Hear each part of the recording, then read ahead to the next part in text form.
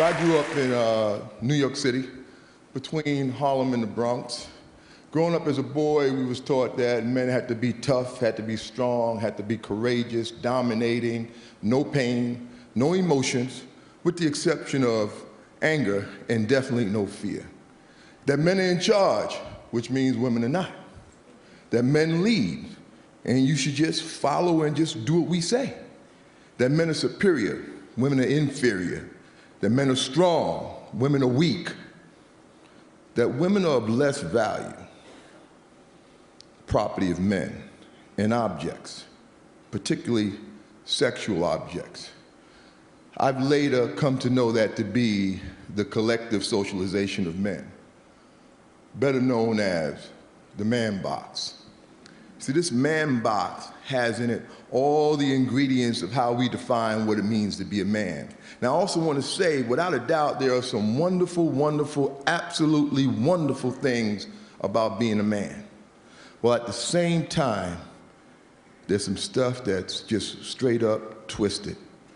And we really need to begin to challenge, look at it, and really get in the process of deconstructing, redefining what we come to know as manhood. This is my two at home, Kendall and Jade. They're 11 and 12. Kendall's 15 months older than Jade. There's a period of time, when my wife, her name is Tammy, and we just got real busy and whip, whip, bit, bam, boom, Kendall and Jade. Right? And when they were about 5 and 6, 4 and 5, Jade could come to me. It didn't matter, come to me crying, It didn't matter what she was crying about. She can get on my knees, she can snot my sleeve up, just cry it out, Daddy got you, that's all that's important. Now Kendall, on the other hand, and like I said, he's only 15 months older than her, he come to me crying. It's like soon as I would hear him crying, a clock would go off. I would give the boy probably about 30 seconds, which means by the time he got to me, I was already saying things like, why you crying? Hold your head up, look at me, explain to me what's wrong, tell me what's wrong, I can't understand you while you're crying. And out of my own frustration of my role and responsibility of building him up as a man to fit into these guidelines and these structures that are defining this man box, I would find myself saying things like, just go in your room. Just go on in your room, sit down, get yourself together, and come back and talk to me when you could talk to me like a what? Like a man. And he's 5 years old.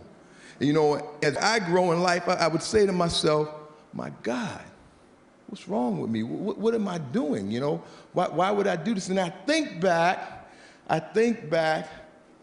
to my father. There was a time in my life where we had a very troubled experience in our family. My brother Henry, he died tragically when we was teenagers. We lived in New York City, as I said, we lived in the Bronx at the time. And the burial was a place called Long Island. It was about 2 hours outside of the city. And as we were preparing to come back from the burial, the cars stopped at the bathroom, to let folks take care of themselves before the long ride back to the city. And the limousine empties out. My mother, my sister, my auntie, they all get out, but my father and I stayed in the limousine. And no sooner than the women got out, he burst out crying.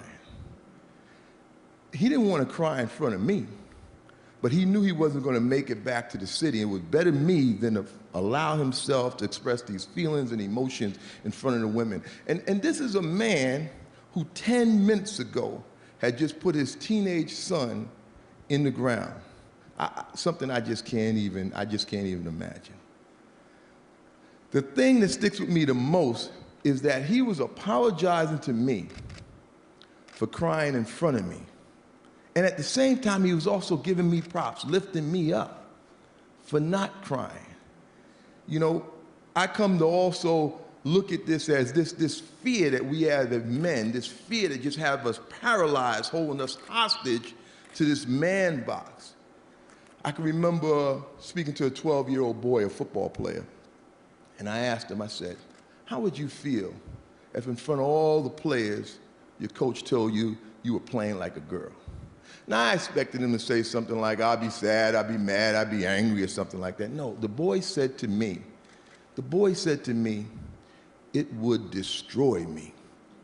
And I said to myself, God, if it would destroy him to be called a girl, what are we then teaching him about girls?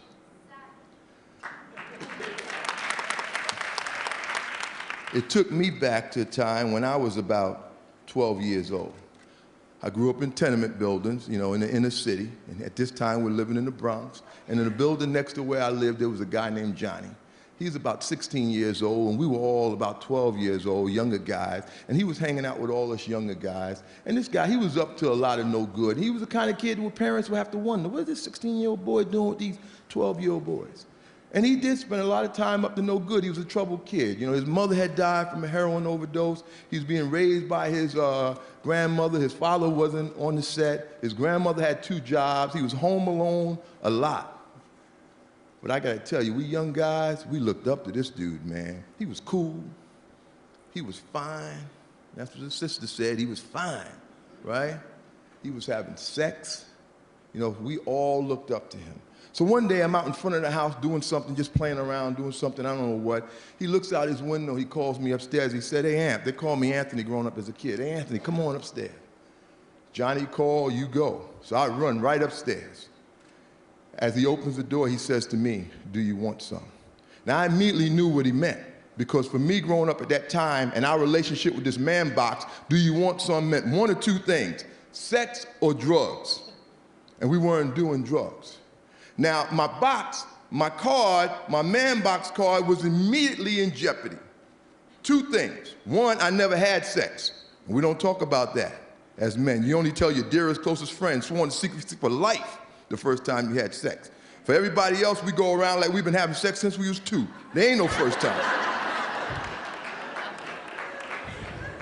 The other thing I couldn't tell him is that I didn't want any. You know, that's even worse. We're supposed to always be on the prowl. Women are objects, especially sexual objects.